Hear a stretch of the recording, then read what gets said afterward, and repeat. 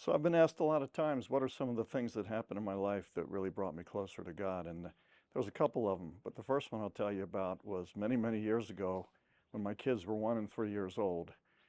I started having a lot of chest pain. I was about 45 years old and I thought I was having a heart attack over and over and over. And I had to go in, obviously, to the hospital one time, and I was in intensive care. And they did a camera and they checked my heart, and the arteries appeared to be all blocked. And they said I was ischemic, which means my heart wasn't getting oxygen. So the next day they were going to do what's called an angiogram, where they go up through your femoral artery and your heart and check it out. So that night in intensive care, obviously, I was feeling like I was going to die, and the doctors told me to get my affairs in order, and I was pretty scared. My walk with the Lord at that point was, I would say it was about 40%.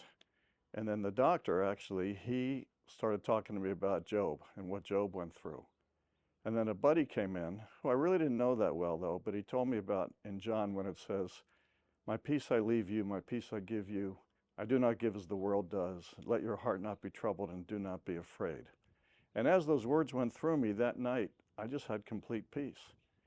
The next day, I get in there in the cath lab, they call it, and they go up and they do the procedure, and I'm in twilight drugs, and I can see on the screen my heart and all that, and the doctor looks down at me and he goes, "Either you've had a total miracle or the camera was broken because you have the cleanest arteries I've ever seen."